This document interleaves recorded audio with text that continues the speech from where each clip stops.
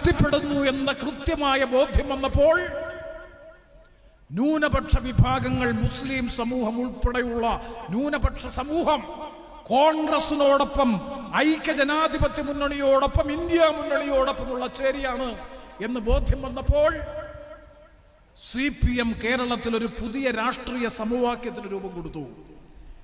അതെന്തായിരുന്നു എന്ന് ചോദിച്ചാൽ, ഭൂരിപക്ഷ വർഗീയതയെ പ്രീണിപ്പിച്ച്, ന്യൂനപക്ഷ വിരുദ്ധതയുടെ രാഷ്ട്രീയം പ്രചരിപ്പിച്ച്, ഭൂരിപക്ഷ വർഗീയതയെ പ്രീണിപ്പിച്ച്, മതപരമായ ധ്രുവീകരണം സൃഷ്ടിച്ച്, വർഗീയമായ വിഭജനത്തിലൂടെ വിഭാഗീയതയുണ്ടാക്കി, ഭൂരിപക്ഷത്തിന്റെ പിൻബലത്തോടുകൂടി കേരളത്തിൽ തുടർഭരണം സാധ്യമാക്കുക എന്നുള്ളതാണ് CPM കേരളത്തിൽ പരീക്ഷിക്കുന്ന അപകടകരമായിട്ടുള്ള രാഷ്ട്രീയ നിലപാട്. അതിനെയാണ് നമ്മൾ ചെറുത്ത് തോൽപ്പിക്കേണ്ടത്, പ്രതിരോധിക്കേണ്ടത്. ഞാൻ അടിവരയിട്ട് പറയുന്നു, ഈ തെരഞ്ഞെടുപ്പിൽ ഇന്നലെ ശ്രീ കെ മുരളീധരൻ സംസാരിച്ചപ്പോൾ സൂചിപ്പിച്ചതുപോലെ നമ്മൾ രണ്ട് മുന്നണിയെയാണ് എതിർക്കുന്നത്. ഒന്ന് BJPയുടെ നേതൃത്വത്തിലുള്ള NDA, മറ്റൊന്ന് CPMന്റെ നേതൃത്വത്തിലുള്ള LDF. പരസ്പര ധാരണയോടെ, അന്തർധാരയായിരുന്നു ഇന്നലെ വരെയെങ്കിൽ പരസ്യമായ ധാരണയായി PM ശ്രീ പദ്ധതിയിലൂടെ ഞാനും നിങ്ങളും കണ്ടു. അത്തരത്തിലൊരു അവിഹിതമായ രാഷ്ട്രീയ സഖ്യം, രാഷ്ട്രീയ ധാരണ കേരളത്തിൽ രൂപപ്പെടും. ഒരു സംശയം വേണ്ട കാര്യത്തിൽ. ഓരോ സംഭവവികാസങ്ങളും പരിശോധിച്ചാൽ നിരവധി ഉദാഹരണ സഹിതം സമർത്ഥിക്കാൻ കഴിയും. അതുകൊണ്ട് കേരളത്തിൽ CPM നടത്തുന്ന പരീക്ഷണം, ഞാൻ അടിവരയിട്ട് ആവർത്തിച്ചു പറയുന്നു, മതപരമായ വിഭാഗീയതയിലൂടെ ഒരു ധ്രുവീകരണം സൃഷ്ടിച്ച്, ന്യൂനപക്ഷ വിരുദ്ധതയുടെ രാഷ്ട്രീയം പ്രചരിപ്പിച്ച്, അതിലും ഇൻ പർട്ടിക്കുലർ വ്യക്തമായി ഞാൻ പറയുന്നു, മുസ്ലിം വിരുദ്ധതയുടെ രാഷ്ട്രീയം പ്രചരിപ്പിച്ച്, ഭൂരിപക്ഷ വർഗീയതയെ പ്രീണിപ്പിച്ചുകൊണ്ടുള്ള ഒരു കമ്മ്യൂണൽ പോളറൈസേഷൻ, സാമുദായിക ധ്രുവീകരണം സൃഷ്ടിച്ചെടുത്ത് അതിന്റെ പിൻബലത്തിൽ തുടർഭരണം ലഭ്യമാക്കാനുള്ള ബോധപൂർവമായ നീക്കമാണ് പിണറായി വിജയൻ കേരളത്തിൽ പരീക്ഷിക്കുന്നത്. അതിന്റെ ഭാഗമായിരുന്നു പമ്പ നദീതീരത്ത് നടന്ന ആഗോള അയ്യപ്പ സംഗമം. ആ പമ്പ നദീതീരത്ത് നടന്ന ആഗോള അയ്യപ്പ സംഗമത്തെ തുടർന്നുണ്ടായിട്ടുള്ള സംഭവവികാസങ്ങൾ, കേരളത്തിലെ ചെറുതും വലുതുമായിട്ടുള്ള സാമുദായിക നേതാക്കന്മാർ ഇന്നലകളിൽ നിന്ന് തികച്ചും വ്യത്യസ്തമായി പരസ്പരം സ്പർദ്ധയോടും പകയോടും കൂടി പരാമർശിക്കുന്നതും പ്രതികരിക്കുന്നതും ഈ മതേതര കേരളം കേട്ടു. AK ബാലൻ CPMന്റെ കേന്ദ്ര കമ്മിറ്റി അംഗം, വിജയരാഘവൻ CPMന്റെ പോളിറ്റ് ബ്യൂറോ അംഗം, അതുപോലെ സമീപകാലത്തായി നിരവധി നേതാക്കന്മാർ, ഞാൻ എല്ലാവരുടെയും പേരെടുത്ത് പറയാൻ ആഗ്രഹിക്കുന്നില്ല. 2024 ലോക്സഭാ തെരഞ്ഞെടുപ്പിന് ശേഷം സംസ്ഥാന മുഖ്യമന്ത്രി ശ്രീ പിണറായി വിജയൻ ഹിന്ദു എന്ന് പറയുന്ന ദേശീയ ദിനപത്രത്തിന് നൽകിയ അഭിമുഖത്തിൽ മലപ്പുറം ജില്ലയെക്കുറിച്ചും മുസ്ലിം സമുദായത്തെക്കുറിച്ചും പറഞ്ഞ അദ്ദേഹത്തിന്റെ പ്രതികരണങ്ങൾ, പമ്പയിൽ നടന്ന ആഗോള അയ്യപ്പ സംഗമം, സാമുദായിക നേതാക്കളുടെ പ്രതികരണങ്ങൾ, അതിനെ തുടർന്നുണ്ടായിട്ടുള്ള ഐക്യ സന്ദേശം അടക്കമുള്ള കാര്യങ്ങൾ പരിശോധിക്കുമ്പോൾ ഒരു കാര്യം നമുക്ക് ബോധ്യപ്പെടുന്നു: വർഗീയ ധ്രുവീകരണം വളർത്തി കേരളത്തിൽ ഭൂരിപക്ഷ വർഗീയതയുടെ പിൻബലത്തോടുകൂടി കേരളത്തിൽ ഒരു തുടർഭരണം സാധ്യമാക്കാൻ വേണ്ടിയിട്ടുള്ള അത്യന്തം അപകടകരമായിട്ടുള്ള രാഷ്ട്രീയ നീക്കത്തെ തിരിച്ചറിഞ്ഞ് പ്രതിരോധിക്കാൻ മതേതര ജനാധിപത്യ സമൂഹത്തിന് കേരളത്തിൽ കഴിഞ്ഞില്ല എന്നുണ്ടെങ്കിൽ കേരളം വർഗീയതയുടെ വിളനിലമായി മാറുമെന്ന കാര്യത്തിൽ സംശയം വേണ്ട. അപ്പൊ അത്തരമൊരു രാഷ്ട്രീയ പശ്ചാത്തലത്തിൽ കൂടിയാണ് ഈ തെരഞ്ഞെടുപ്പ് നടക്കുന്നത് എന്ന തിരിച്ചറിവുണ്ടാകണം. ഭൂരിപക്ഷ വർഗീയതയും UDFന്റെ രാഷ്ട്രീയ കാഴ്ചപ്പാട് ഞങ്ങൾ വ്യക്തമായി പ്രതിപാദിക്കാൻ ആഗ്രഹിക്കുന്നു. ഭൂരിപക്ഷ വർഗീയതയും ന്യൂനപക്ഷ വർഗീയതയും ഒരു നാണയത്തിന്റെ രണ്ട് വശങ്ങളാണ്. രണ്ടും ഒരുപോലെ എതിർക്കപ്പെടണമെന്നുള്ളതാണ് ഐക്യ ജനാധിപത്യ മുന്നണി ഖണ്ഡിതമായി കേരളത്തിന്റെ സാംസ്കാരിക കേരളത്തോട് ആവശ്യപ്പെടുന്നത്. ന്യൂനപക്ഷ വർഗീയത ഭൂരിപക്ഷ വർഗീയതയെ പ്രതിരോധിക്കാൻ പര്യാപ്തമല്ല. ഭൂരിപക്ഷ വർഗീയതയ്ക്ക് ബദൽ ന്യൂനപക്ഷ വർഗീയതയല്ല. ഭൂരിപക്ഷ വർഗീയതയും ന്യൂനപക്ഷ വർഗീയതയ്ക്കും ബദൽ മതേതര ജനാധിപത്യ രാഷ്ട്രീയ കൂട്ടായ്മയാണ് എന്ന വ്യക്തമായ രാഷ്ട്രീയമാണ് ഈ പുതുയുഗ കേരള യാത്രയിൽ കേരളത്തിലെ ഐക്യ ജനാധിപത്യ മുന്നണി കേരളത്തിന്റെ പ്രതിപക്ഷ നേതാവിന്റെ നേതൃത്വത്തിൽ സംസ്ഥാനത്ത് ജനങ്ങളുടെ മുമ്പാകെ സമർപ്പിക്കുന്ന സന്ദേശം, ആ സന്ദേശം ഇവിടെ ഉദുമയിൽ, ഇവിടെ സ്വാഗത പ്രസംഗത്തിൽ ബഹുമാനപ്പെട്ട UDF നേതാവ് സൂചിപ്പിച്ചതുപോലെ 140 നിയമസഭാ നിയോജക മണ്ഡലങ്ങളിൽ 100-ലധികം സീറ്റ് വാങ്ങി കേരളത്തിൽ ഐക്യ ജനാധിപത്യ മുന്നണി ജയിക്കുമ്പോൾ ഉദുമ നിയമസഭാ നിയോജക മണ്ഡലത്തിൽ ചരിത്രം കുറിച്ചുകൊണ്ടുള്ള ഒരു വൻപിച്ച രാഷ്ട്രീയ മാറ്റത്തിന് ഉദുമ നിയോജക മണ്ഡലത്തിലെ ജനങ്ങൾ സന്നദ്ധമാകണം. ഒന്നും അപ്രാപ്യമല്ല, ഒന്നും അസാധ്യമല്ല എന്ന് ഈ കഴിഞ്ഞ പഞ്ചായത്ത് മുനിസിപ്പൽ കോർപ്പറേഷൻ തെരഞ്ഞെടുപ്പ് തെളിയിച്ചു. ഞാൻ കൊല്ലത്ത് നിന്നാണ് വരുന്നത്. 40 വർഷക്കാലമായി കൊല്ലം നഗരസഭയുടെ ഭരണം കോർപ്പറേഷൻ ഉണ്ടായ കാലഘട്ടം മുതൽ CPM നേതൃത്വത്തിലുള്ള അചഞ്ചലമായിട്ടുള്ള ഭരണമായിരുന്നു. ആ ഭരണം മാറുമെന്ന് UDF നേതാക്കന്മാർ പോലും വിശ്വസിച്ചതല്ല. ആ കൊല്ലം കോർപ്പറേഷൻ ഇന്ന് ഭരിക്കുന്നത് കോൺഗ്രസിന്റെ പ്രതിനിധി ശ്രീ AK ഹഫീസിന്റെ നേതൃത്വത്തിലുള്ള ഐക്യ ജനാധിപത്യ മുന്നണിയുടെ മേയർ ഇന്ന് കൊല്ലം നഗരസഭയുടെ ഭരണസാരഥ്യത്തിലാണ്. അതുകൊണ്ട് ഞാൻ ആവർത്തിക്കുന്നു, അസാധ്യമായി, അപ്രാപ്യമായി രാഷ്ട്രീയത്തിൽ ഒന്നുമില്ല. അതുകൊണ്ട് ഉദുമ നിയമസഭാ നിയോജക മണ്ഡലവും അസാധ്യമല്ല, അപ്രാപ്യമല്ല. ഐക്യ ജനാധിപത്യ മുന്നണിക്ക് അനായാസകരമായി ഈ തെരഞ്ഞെടുപ്പിൽ വിജയിക്കാൻ കഴിയുമെന്ന ആത്മവിശ്വാസം നിങ്ങളുമായി ഈ അവസരത്തിൽ പങ്കുവച്ചുകൊണ്ട് ഈ ജാഥയ്ക്ക് നേതൃത്വം കൊടുക്കുന്ന കേരളത്തിന്റെ പ്രിയപ്പെട്ട പ്രതിപക്ഷ നേതാവ് ഞാൻ അഭിമാനബോധത്തോടു കൂടി സൂചിപ്പിക്കാൻ ആഗ്രഹിക്കുന്നു, ചങ്കുറപ്പോടെ, നട്ടലിന്റെ കശേരബലത്തോടെ കാലികമായ രാഷ്ട്രീയ സാമൂഹ്യ പ്രശ്നങ്ങളിൽ വ്യക്തമായ നിലപാട് സ്വീകരിച്ച് മുന്നോട്ട് പോകുന്ന, കേരളം ഒരു മനസ്സോടുകൂടി ആദരിക്കുന്ന കേരളത്തിന്റെ പ്രിയപ്പെട്ട പ്രതിപക്ഷ നേതാവ് ശ്രീ VD സതീശനെ ഈ ജാഥയുടെ സ്വീകരണ സമ്മേളനത്തിലേക്ക് ഹാർദമായി അഭിവാദ്യം ചെയ്തുകൊണ്ട്, സ്വാഗതം ചെയ്തുകൊണ്ട്, സമ്മേളന വേദിയിലും സദസ്സിലും സന്നിഹിതരായിട്ടുള്ള നിങ്ങളുടെ എല്ലാവരുടെയും അനുമതിയോടുകൂടി, എല്ലാവരുടെയും അനുഗ്രഹാശിസുകളോടുകൂടി ഉദുമ നിയമസഭാ നിയോജക മണ്ഡലത്തിൽ ഐക്യ ജനാധിപത്യ മുന്നണിയുടെ നേതൃത്വത്തിൽ ഒരുക്കിയിട്ടുള്ള ഈ സ്വീകരണ സമ്മേളന പരിപാടിയുടെ ഔപചാരികമായ ഉദ്ഘാടനം വളരെ സന്തോഷത്തോടെ നിർവഹിക്കുന്നതായി പ്രഖ്യാപിച്ചുകൊണ്ട് ഞാൻ ആവർത്തിച്ച് ആവശ്യപ്പെടുന്നു, അഭ്യർത്ഥിക്കുന്നു, അസാധ്യമായി, അപ്രാപ്യമായി ഒന്നുമില്ല. ആ പട്ടികയിൽ ഉദുമ നിയോജക മണ്ഡലവും 2026 തെരഞ്ഞെടുപ്പിലൂടെ ഐക്യ ജനാധിപത്യ മുന്നണിയുടെ മുഖ്യമന്ത്രിയെ തെരഞ്ഞെടുക്കുന്ന കാര്യത്തിൽ നിർണായകമായ സംഭാവന നൽകാൻ കഴിയണമെന്ന് ആവർത്തിച്ച് അഭ്യർത്ഥിച്ചുകൊണ്ട് അഭിവാദ്യം അർപ്പിച്ച് ഞാൻ എൻ്റെ വാക്കുകൾ അവസാനിപ്പിക്കുന്നു. നിങ്ങൾക്ക് എൻ്റെ അഭിവാദനം. ബഹുമാനപ്പെട്ട MM ഹസൻ ജി സംസാരിക്കും.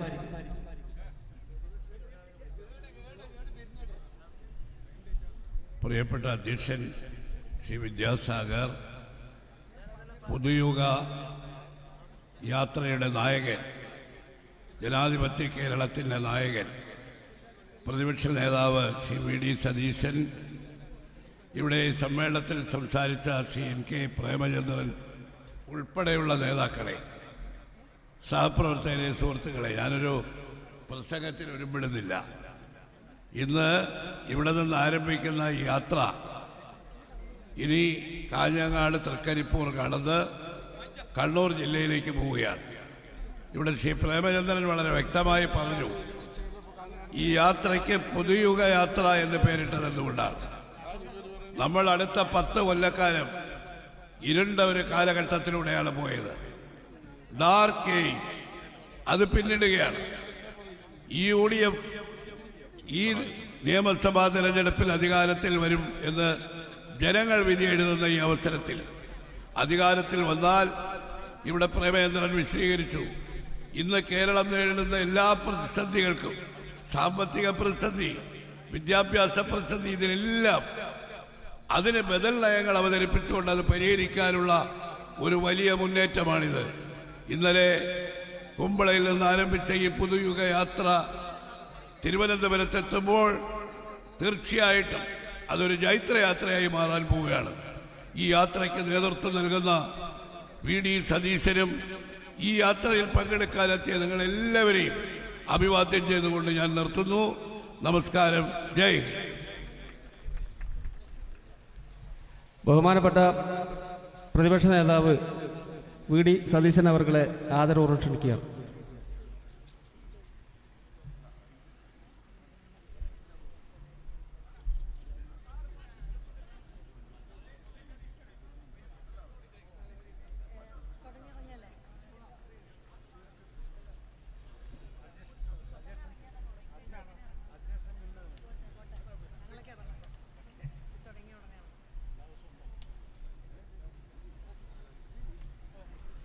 ഏറ്റവും പ്രിയങ്കരനായ അധ്യക്ഷൻ UDF ചെയർമാൻ ശ്രീ വിദ്യാസാഗർ, വേദിയിലും സദസ്സിലും ഇരിക്കുന്ന ബഹുമാന്യരായ ജാഥ അംഗങ്ങളെ, ബഹുമാന്യരായ നേതാക്കളെ, പ്രിയപ്പെട്ട സഹോദരങ്ങളെ, നിങ്ങളിവിടെ നൽകിയ ഈ സ്നേഹനിർഭരമായ സ്വീകരണത്തിൽ ഞാൻ നിറഞ്ഞ മനസ്സോടെ നിങ്ങൾക്ക് നന്ദി പറയുന്നു.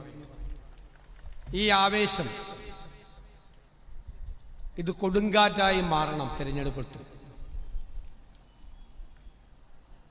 ഈ ജില്ലയിൽ നിന്ന് 5 സീറ്റുകളും ഐക്യ ജനാധിപത്യ മുന്നണിയുടെ പേരിലായിരിക്കണം തിരഞ്ഞെടുപ്പ് കഴിയുമ്പോൾ. ഈ ജില്ലയുടെ സങ്കടങ്ങൾ, ഈ ജില്ലയോടുള്ള അവഗണന, ഞാൻ പറയും, ഇന്ന് രാവിലെ ഞങ്ങൾ 1.5 മണിക്കൂറോളം വിവിധ സംഘടനകളുമായി ചർച്ച ചെയ്തു. ഈ കേരളത്തിലെ 14 ജില്ലകളിലും ഏറ്റവും കൂടുതൽ അവഗണന നേരിടുന്ന ജില്ല, 1ാമത്തെ ജില്ല കാസർഗോഡാണ്. അതുകൊണ്ട് ഞാൻ നിങ്ങൾക്കൊരു വാക്ക് തരുന്നു.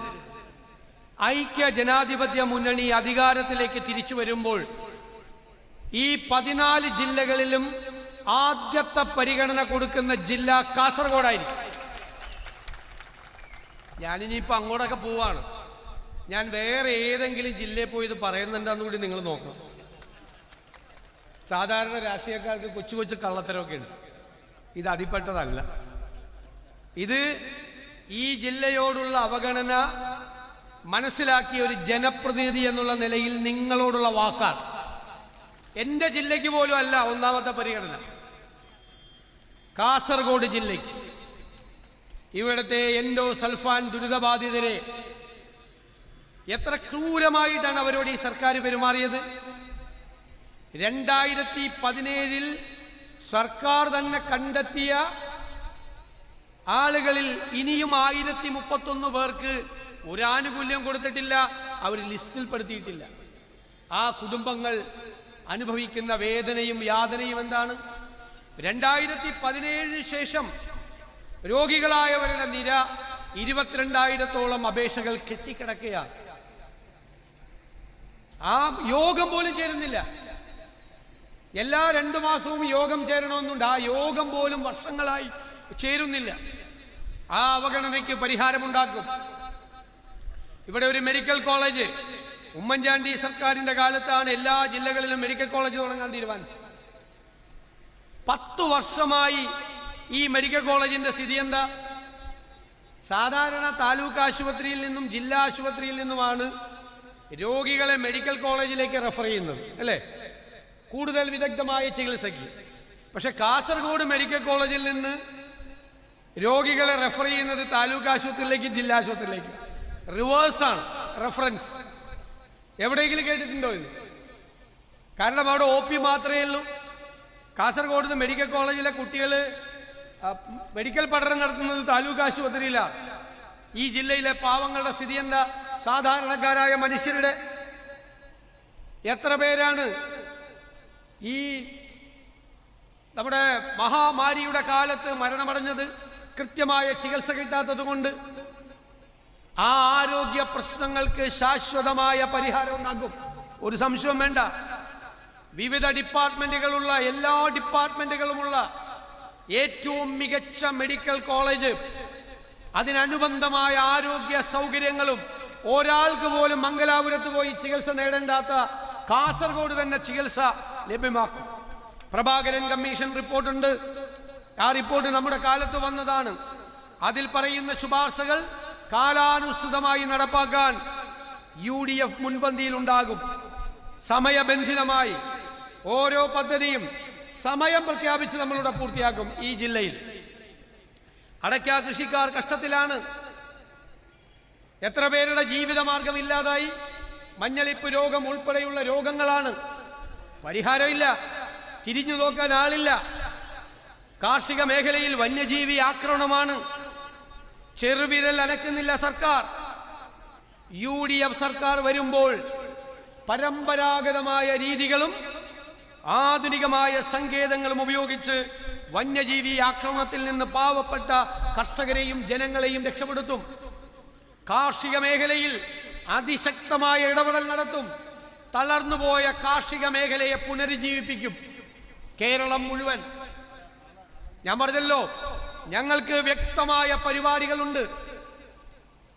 ആരോഗ്യ കേരളം വെന്റിലേറ്ററിലാണ് എന്ന് UDF പറഞ്ഞെങ്കിൽ ആ വെന്റിലേറ്ററിൽ നിന്ന് ആരോഗ്യ കേരളത്തെ ആരോഗ്യവതിയായി ഉയർത്തെഴുന്നേൽപ്പിച്ച് നടത്തും നമ്മൾ കേരളത്തിൽ. ആരോഗ്യ രംഗത്ത് ലോകരാജ്യങ്ങളിൽ നിന്ന് ആളുകൾ ചികിത്സയ്ക്ക് വരുന്ന ഡെസ്റ്റിനേഷൻ പോയിന്റ് ആക്കി കേരളത്തെ മാറ്റും. ഇവിടെ ചെറുപ്പക്കാരിരിക്കുന്നുണ്ട്, അവർ പുറത്തേക്ക് പോവുകയാണ്. അവർ പുറത്തേക്ക് പോകാതെ അവർ പുറത്തുപോയി പഠിക്കുന്ന കാനഡയിലും ജർമ്മനിയിലും ബ്രിട്ടനിലും അവർ പഠിക്കുന്ന പ്രോഗ്രാമുകൾ കേരളത്തിലുണ്ടാവും. വാക്കാണ്. അവർക്ക് പുറത്തിറങ്ങുമ്പോൾ തൊഴിലവസരങ്ങൾ ഉണ്ടാകും. അതിനു വേണ്ടിയിട്ടുള്ള സമഗ്രമായ ഒരു പദ്ധതി, കേരളം ഇന്ന് വരെ അവതരിപ്പിക്കാത്ത സമഗ്രമായ ഒരു പദ്ധതി ഈ യാത്രയുടെ ഇടയിൽ സസ്പെൻസ് കിടക്കട്ടെ, കുറച്ച് സസ്പെൻസ് കിടക്കട്ടെ. ഈ യാത്രയുടെ ഇടയിൽ പ്രഖ്യാപിക്കാൻ പോവുക. കഴിഞ്ഞ 1.5 വർഷക്കാലമായി വിദഗ്ധരായ ആളുകളാണ് അത് തയ്യാറാക്കുന്നത്. ആരോഗ്യ മേഖലയിലും വിദ്യാഭ്യാസ മേഖലയിലും തൊഴിൽ മേഖലകളിലുമെല്ലാം. നമുക്കറിയാം, കഴിഞ്ഞ 10 വർഷമായി ഒരു ഗവൺമെന്റ് ഇവിടെ ഇരിക്കുന്നു. ഇന്നലെ ഞാനൊരു വാർത്ത കണ്ട് ഒരു മലയാളി എന്നുള്ള നിലയിൽ എൻ്റെ ചങ്ക് തകർന്നുപോയി. ഗുണ്ടാ പിരിവ് കൊടുക്കാത്തതിന് ഒരു സ്പായിൽ കയറി ഒരു കാപ്പ കേസിലെ പ്രതിയും 6 പേരും അവിടുത്തെ ഒരു ജീവനക്കാരിയെ കൂട്ടബലാത്സംഗം ചെയ്തു. ഞാൻ ചോദിക്കുന്നു, മിസ്റ്റർ പിണറായി വിജയൻ, നിങ്ങൾ ആഭ്യന്തര വകുപ്പിന്റെ ചുമതല വഹിക്കുമ്പോൾ ഇത് കേരളമാണോ ബീഹാറാണോ അല്ലോ ഏതെങ്കിലും ആഫ്രിക്കൻ രാജ്യമാണോ?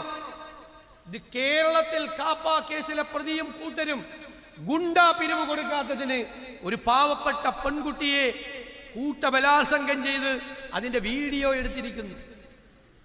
ഇവിടെ ക്രിമിനലുകളെല്ലാം പുറത്താണ്. 51 വെട്ടുവെട്ടി ക്രൂരമായി കൊന്ന ചന്ദ്രശേഖരൻ കേസിലെ പ്രതികൾ ചിലർക്ക് 1000-ലധികം ദിവസമാണ് പരോള് കൊടുത്തത്. എന്ന് വെച്ചാൽ 3 കൊല്ലം പുറത്താണ്.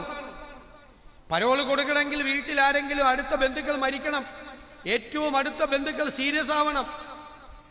1000 ദിവസം മരിക്കാനെന്നുള്ള ബന്ധുക്കൾ ഇവർക്ക് ആർക്കും ഇല്ലല്ലോ, കൊടുത്തിരിക്കുകയാണ്. ഇപ്പോ പെരിയ കൊലക്കേസിലെ പ്രതികൾക്ക് കൊടുക്കുകയാണ്, പരോള് കൊടുക്കുകയാണ്. പയ്യന്നൂരിൽ പോലീസിനെ, ഇദ്ദേഹം ആഭ്യന്തരമന്ത്രിയല്ലേ, ഈ മുഖ്യമന്ത്രി പോലീസിനെ സംരക്ഷിക്കേണ്ട ആളല്ലേ, പോലീസിനെ കൊല്ലാൻ സ്റ്റീൽ ബോംബ് എറിഞ്ഞതിന് 20 വർഷം കോടതി ശിക്ഷിച്ചവന് ജയിലിൽ പോയി ആദ്യത്തെ മാസം പരോൾ. പരോളിന് കണ്ടീഷൻ ഉണ്ട്. പക്ഷെ അവൻ വിവരങ്ങൾ പുറത്തുവിട്ട രക്തസാക്ഷി ഫണ്ട് CPM തട്ടിപ്പ് നടത്തി എന്ന് പറയുന്ന കുഞ്ഞികൃഷ്ണനെ കൊല്ലും എന്ന് പറഞ്ഞ് പ്രകടനം നടത്തിയവരുടെ കൂട്ടത്തിൽ പരോളിൽ ഇറങ്ങിയ ക്രിമിനൽ. ആലോചിച്ച് നോക്കിയേ, രക്തസാക്ഷി ഫണ്ട് തട്ടിപ്പാണ് CPM. ധനരാജിന്റെ രക്തസാക്ഷി ഫണ്ട് തട്ടിപ്പ് നടത്തി, അഭിമന്യുവിന്റെ രക്തസാക്ഷി ഫണ്ട് തട്ടിപ്പ് നടത്തി, തിരുവനന്തപുരത്ത് വിഷ്ണുവിന്റെ രക്തസാക്ഷി ഫണ്ട് തട്ടിപ്പ് നടത്തി. അവസാനം വിഷ്ണുവിന്റെ ബന്ധുക്കളും കുടുംബവും മുഴുവൻ കോൺഗ്രസിൽ ചേർന്നു. കഴിഞ്ഞ ദിവസം CPM-ന്റെ രക്തസാക്ഷിയാണ് വിഷ്ണു, RSS-കാര് കൊല ചെയ്തതാണ്. അവന്റെ പേരിൽ പിരിവ് നടത്തി അത് അടിച്ചു മാറ്റി. ആ കുടുംബം കോൺഗ്രസിൽ ചേർന്നു. ജ്യേഷ്ഠൻ ഉൾപ്പെടെയുള്ള ആളുകൾ കോൺഗ്രസിൽ ചേർന്നു കഴിഞ്ഞ ദിവസം. അതാണ് ഈ പാർട്ടി. അവര് കേരളത്തെ തകർത്തു, തരിപ്പണമാക്കി, സമ്പദ് വ്യവസ്ഥ തകർത്തു. ഞാൻ പറഞ്ഞു ഖജനാവിൽ പൂച്ച പെറ്റി കിടക്കുകയെന്ന് പറഞ്ഞു. ധനകാര്യമന്ത്രിക്ക് വലിയ വിഷമം കേട്ടപ്പോ. ഞാൻ പറയാൻ കാര്യം എന്താ, ഞാൻ എപ്പോഴും പറയും പൂച്ച പ്രസവിക്കണം നിങ്ങൾ കണ്ടിട്ടില്ലേ? അവസാനത്തെ 2 ദിവസം പരിഭ്രാന്തിയോടുകൂടി ഓടി നടന്ന് ആരും കയറാത്ത ഒരു മൂലയിൽ, ആരും വരാത്ത ഒരു സ്ഥലത്ത്, ഒരു ആക്ടിവിറ്റിയും നടക്കാത്ത സ്ഥലത്ത് പൂച്ച പ്രസവിക്കും. കേരളത്തിൽ ഇപ്പോൾ പൂച്ചയ്ക്ക് പ്രസവിക്കാൻ പറ്റിയ ഏറ്റവും ബെസ്റ്റ് സ്ഥലം ഏതാ? അത് തന്നെ, ഖജനാവ്. ഒന്നുമില്ല, എന്നിട്ട് വെറുതെ പ്രഖ്യാപനമാണ്. മന്ത്രിമാരോട് നിങ്ങൾ ചോദിക്കണം, കാസർഗോഡ് പാക്കേജ് പ്രഖ്യാപിച്ചു, വല്ലതും ചെലവാക്കിയോ? തീരപ്രദേശത്ത് ഞാൻ ഞെട്ടിപ്പോയി, 12,000 കോടി രൂപയുടെ പാക്കേജ്. എത്ര രൂപ ചെലവാക്കിയെന്ന് എഴുതി ചോദിച്ചപ്പോ വട്ടപൂജ്യം, ഒരു പൈസ ചെലവാക്കിയിട്ടില്ല. ഇടുക്കിക്ക് പാക്കേജ്, കാസർഗോഡിന് പാക്കേജ്, വയനാടിന് പാക്കേജ്, 5 പൈസ ചെലവാക്കൂല. 5 പൈസ ചെലവാക്കൂല, പൈസയില്ല. ഖജനാവ് കാലിയാക്കി. 6 ലക്ഷം കോടി രൂപയുടെ കടബാധ്യത കേരളത്തിലെ ജനങ്ങളുടെ തലയിൽ കെട്ടിവെച്ചിട്ടാണ് പിണറായി വിജയൻ അടുത്ത മാസം സലാം പറഞ്ഞ് ഇറങ്ങാൻ പോകുന്നത്. അത്രേ ചെയ്യാൻ പറ്റുള്ളൂ, അത്രേ. എല്ലാ രംഗവും തകർത്തു, എല്ലാ രംഗവും, എല്ലാ മേഖലകളും തകർത്തു. എന്നിട്ടിപ്പോ പോണ പോക്കിന് കോടിക്കണക്കിന് രൂപ ചെലവാക്കി എല്ലായിടത്തും സർക്കാർ ചെലവിലും ട്രാൻസ്പോർട്ട് ബസ്സിലും ഒക്കെ ഹോർഡിങ്സും ബോർഡും വെക്കുകയാണ്. ആരുടെ പൈസയാ? നമ്മുടെ പൈസയാണ്. നമ്മൾ നികുതി കൊടുക്കുന്ന പൈസ പോണ പോക്കിന് പരസ്യം കൊടുക്കുക. ഇതാണ് കേരളത്തിൽ നടക്കുന്നത്. ഈ ദുർഭരണം അവസാനിപ്പിക്കണ്ടേ നമുക്ക്?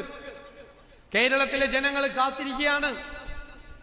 ഇന്ന് UDF വെറും UDF അല്ല, ടീം UDF ആണ്. ടീം UDF 2001 പോലെ, 1977 പോലെ സുശക്തമായ ടീം UDF. അതുകൊണ്ടാണ് ഞാൻ പറഞ്ഞത് 100-ലധികം സീറ്റുമായി ഐക്യജനാധിപത്യ മുന്നണി ഉജ്ജ്വലമായ തിരിച്ചുവരവ് കേരളത്തിൽ നടത്തും, ഒരു സംശയവും വേണ്ട. ഇവരിപ്പോൾ അവസാന കൈ പരീക്ഷിക്കുന്നത് എന്താണ്? വർഗീയതയാണ്. സംഘപരിവാറും BJPയും വർഗീയത പറയുമ്പോൾ നമുക്ക് അത്ഭുതമില്ല. എന്താ കാര്യം? അവരുടെ പണി ഇത് തന്നെയാണ്. അവരേത് സംസ്ഥാനത്ത് ചെന്നാലും മതവിഭാഗങ്ങളെ തമ്മിലടിപ്പിക്കും, വിദ്വേഷ പ്രചരണം നടത്തും, എന്നിട്ട് അതിൽ നിന്ന് രാഷ്ട്രീയ മുതലെടുപ്പ് നടത്തി ജയിക്കാൻ നോക്കും. കേരളത്തിലെ CPM അതേ പാതയിലാണ്. കഴിഞ്ഞ പാർലമെന്റ് തെരഞ്ഞെടുപ്പ് വരെ പിണറായി വിജയൻ ന്യൂനപക്ഷത്തെക്കുറിച്ച് മാത്രം സംസാരിക്കുള്ളായിരുന്നു, പ്രീണനം. അപ്പൊ അദ്ദേഹം ഗാസയെ കുറിച്ച്, പാലസ്തീനെ കുറിച്ച്, പൗരത്വ രജിസ്റ്ററിനെ കുറിച്ച് ഞാൻ 35 ദിവസം പാർലമെന്റ് തെരഞ്ഞെടുപ്പ് കാലത്ത് അദ്ദേഹത്തിന്റെ പ്രസംഗം എടുത്തു വെച്ചിട്ടുണ്ട്. ഗാസ, പൗരത്വ രജിസ്റ്റർ, ന്യൂനപക്ഷങ്ങൾ, ഇതിനെക്കുറിച്ചാണ് പ്രസംഗിക്കുന്നത്. തെരഞ്ഞെടുപ്പ് കഴിഞ്ഞപ്പോൾ ന്യൂനപക്ഷം വോട്ട് ചെയ്തില്ല, ഭൂരിപക്ഷത്തിന്റെ കുറെ വോട്ട് പോയി. അന്ന് മുതൽ മാറി. പിന്നെ ഭൂരിപക്ഷ പ്രീണനമായി. ഡൽഹിയിൽ ചെന്ന് മലപ്പുറം ജില്ലയ്ക്കെതിരായി ഇന്റർവ്യൂ കൊടുത്തു ഹിന്ദുവിൽ. AK ബാലനും സജി ചെറിയാനും ഒക്കെ പുറകെ വന്നു, വേറെ ചില ആളുകളൊക്കെ പുറകിൽ വന്നു. എന്താണ്? വിദ്വേഷം നടത്തുക. വിദ്വേഷം നടത്തുന്നവർക്ക് പ്രോത്സാഹനം നടത്തി കൊടുക്കുക. അപ്പൊ ഞാൻ ചോദിക്കുന്നു, സംഘപരിവാറും CPMഉം ഒരേ പാതയിലാണ് സഞ്ചരിക്കുന്നത്. അതാണ് നമ്മൾ അത്ഭുതപ്പെടുത്തുന്നത്. ഇവരെവിടത്തെ കമ്മ്യൂണിസ്റ്റ് പാർട്ടിയാണ്? എവിടത്തെ ഇടതുപക്ഷമാണ്? ഇവരിടതുപക്ഷമല്ല, ഇവർ തീവ്ര വലതുപക്ഷമാണ്. അത് കമ്മ്യൂണിസ്റ്റുകാർ, നല്ല കമ്മ്യൂണിസ്റ്റുകാർ അത് തിരിച്ചറിയുന്നുണ്ട്. നമ്മളാണ് നെഹ്റുവിയൻ ഇടതുപക്ഷം, ജനങ്ങളോടൊപ്പം നിൽക്കുന്ന പക്ഷം. നമ്മുടെ ലക്ഷ്യം സാധാരണക്കാരന്റെ സങ്കടങ്ങൾ മാറ്റി, അവന്റെ കണ്ണീരൊപ്പി, അവന്റെ ജീവിത നിലവാരം ഉയർത്തി നമ്മൾ ഈ സംസ്ഥാനത്ത് അടിസ്ഥാനപരമായ മാറ്റങ്ങൾ ഉണ്ടാക്കും. നമ്മുടെ സംസ്ഥാനത്തെ ഇന്ത്യയിലെ നമ്പർ 1 ആക്കും, ഒരു സംശയവും നിങ്ങൾക്ക് വേണ്ട. അതിനുള്ള ബഹുമുഖ പരിപാടികളുമായിട്ടാണ് നമ്മൾ പോകുന്നത്. വർഗീയത ആര് പറഞ്ഞാലും നമ്മൾ എതിർക്കും. ന്യൂനപക്ഷ വർഗീയത പറഞ്ഞാലും, ഭൂരിപക്ഷ വർഗീയത പറഞ്ഞാലും, മതേതര നിലപാട് ഉയർത്തിപ്പിടിച്ചുകൊണ്ട് അഭിമാനത്തോടുകൂടി UDF നിൽക്കും. തെരഞ്ഞെടുപ്പിൽ ജയിക്കാൻ വേണ്ടി വെള്ളം ചേർക്കില്ല, വിട്ടുവീഴ്ച ചെയ്യില്ല. എന്താ കാര്യം? ഞാൻ കഴിഞ്ഞ ദിവസം പറഞ്ഞു, പിണറായി വിജയനും VD സതീശനും ഒക്കെ കുറച്ചാളുകൂടെ ഉണ്ടാവുള്ളൂ. അത് കഴിഞ്ഞാൽ ഓർമ്മയാകും, അല്ലേ? ചിലപ്പോൾ ഓർമ്മ പോലും ഉണ്ടാവില്ല. പക്ഷെ കേരളം ഉണ്ടാകും, നമ്മുടെ മക്കളും കൊച്ചുമക്കളും ഉണ്ടാകും. അവര് ജീവിക്കുന്ന ഈ കേരളത്തിൽ ജാതിയുടെ പേരിൽ, മതത്തിന്റെ പേരിൽ തമ്മിലടിപ്പിച്ച് അവരുടെ ജീവിതം തകർക്കാൻ UDF സമ്മതിക്കില്ല. അതാണ് കേരള രാഷ്ട്രീയത്തിൽ നമ്മൾ എടുത്തിരിക്കുന്ന ഈ അചഞ്ചലമായ മതേതര നിലപാടാണ് കേരളത്തിന് മാറ്റം കുറിക്കാൻ പോകുന്നത്. രാജ്യത്തിന് മാതൃകയാക്കി നമ്മൾ ഈ കേരളത്തെ മാറ്റും. എല്ലാ രംഗങ്ങളിലും സമഗ്രമായ മാറ്റം വരുത്തും. ഞാൻ പറഞ്ഞില്ലേ, സെക്രട്ടേറിയറ്റ് തുടങ്ങും. ഇന്ത്യയിലെ ഏറ്റവും എഫിഷ്യന്റ് ആയിട്ടുള്ള, ഏറ്റവും ക്രിയാത്മകമായ ഭരണസിരാകേന്ദ്രമാക്കി കേരളത്തിലെ സെക്രട്ടേറിയറ്റിനെ മാറ്റും. അപ്പൊ നിങ്ങൾക്കറിയാലോ, ഒരു പ്രൈവറ്റ് കമ്പനിയിൽ 6 മാസത്തിനകം ഒരു ജോലി പൂർത്തിയാക്കണം എന്നൊരു മാനേജരോട് പറഞ്ഞാൽ 6 മാസത്തിനകം പൂർത്തിയാക്കിയില്ലെങ്കിൽ എന്താ പണി പോകും, ഇല്ലേ? ഗവൺമെന്റിൽ ഒരു തഹസിൽദാരോട് പറയാണ് 6 മാസത്തിനുള്ളിൽ ഒരു 2 ഏക്കർ സ്ഥലം അക്വയർ ചെയ്ത് തരണം, കെട്ടിടം പണിയാനാണ്, ആശുപത്രി പണിയാനാണ്. ഇയാൾ ചിലപ്പോൾ ചിലത് ചെയ്യും. ഭൂരിഭാഗം പേരും 6 മാസമല്ല 6 കൊല്ലം കഴിഞ്ഞാലും ചെയ്യില്ല. ചെയ്യോ? വല്ല കുഴപ്പമുണ്ടോ? ഇനി മുതൽ കുഴപ്പമുണ്ടാകും. UDF അധികാരത്തിൽ വരുമ്പോൾ ഉദ്യോഗസ്ഥന്മാരുടെ അക്കൗണ്ടബിലിറ്റി അത് നിയമപരമാക്കും. 180 ദിവസം കൊണ്ട് ചെയ്യേണ്ട ജോലി 181ാമത്തെ ദിവസം രാവിലെ നോക്കുമ്പോൾ ചെയ്തിട്ടില്ലെങ്കിൽ ഉത്തരം പറയേണ്ടി വരും. അതാണ് ഇന്ത്യയിലെ ഒരു സംസ്ഥാനത്തും ചെയ്യാത്ത അക്കൗണ്ടബിലിറ്റി ലീഗലൈസ് ചെയ്യും UDF. അപ്പൊ എന്താ ഗുണം? 6 മാസം കൊണ്ടെടുക്കേണ്ട സ്ഥലം 3 മാസം കൊണ്ട് എടുത്തു തരും. പ്രൈവറ്റ് കമ്പനിയിൽ നടക്കാമെങ്കിൽ എന്തുകൊണ്ട് ഗവൺമെന്റ് സെക്ടറിൽ നടക്കാൻ പാടില്ല? ഇപ്പോഴത്തെ സ്ഥിതി എന്താ? ഒരു 100 കോടി രൂപയുടെ പ്രോജക്റ്റ് 3 കൊല്ലം കൊണ്ട് പൂർത്തിയാക്കണം. 10 കൊല്ലം കഴിഞ്ഞാലും പൂർത്തിയാക്കില്ല. 10 കൊല്ലം കഴിയുമ്പോൾ 100 കോടി രൂപയുടെ പ്രോജക്റ്റിന് 500 കോടി കൊടുക്കണം. ആരുടെ പൈസ? ആരുടെ പൈസ? നിങ്ങളുടെയും എന്റെയും പൈസ, നമ്മൾ നികുതി പണം കൊടുക്കുന്ന പൈസ. അതിന്റെ ലീക്കേജാണ് ഖജനാവിൽ നിന്ന് നടക്കുന്നത്.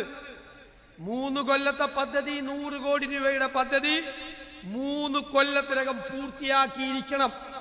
വല്ല നാച്ചുറൽ കലാമിറ്റിയോ ഡിസാസ്റ്ററോ കൊടുങ്കാറ്റോ ചുഴലിക്കാറ്റോ വന്ന് നമുക്ക് നോക്കാം. അല്ലെങ്കിൽ പണി പൂർത്തിയാക്കണം. അത്തരത്തിൽ പ്രോജക്റ്റ് ഇംപ്ലിമെന്റേഷൻ അടക്കമുള്ള കാര്യങ്ങളിൽ ഏറ്റവും പ്രൊഫഷണലായി, ലോകത്തെ ഏറ്റവും പുരോഗമനപരമായ കാര്യങ്ങൾ, പ്രൊഫഷണലായ കാര്യങ്ങൾ ചെയ്തു വേണം. ആ 400 കോടി നമ്മൾ ലാഭമുണ്ടാക്കിയാൽ എത്ര കാര്യങ്ങൾ പാവപ്പെട്ട ആളുകൾക്ക് വേണ്ടി ചെയ്യാം, സാധാരണക്കാർക്ക് വേണ്ടി ചെയ്യാം.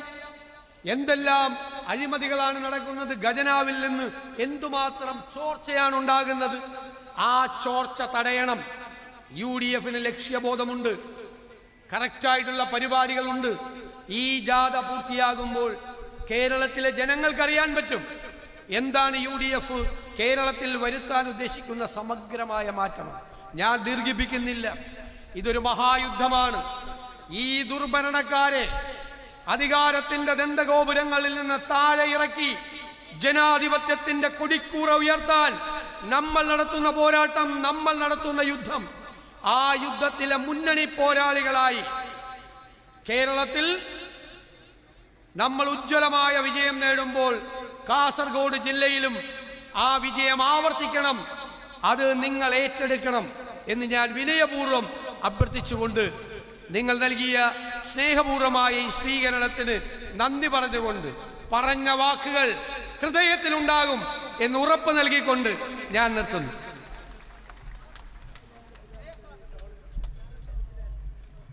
ഈ സ്വീകരണ യോഗത്തിന് നന്ദി പ്രകാശിപ്പിക്കുന്നതിനുവേണ്ടി അമീത് മാങ്ങാടിനെ ക്ഷണിക്കുകയാണ്.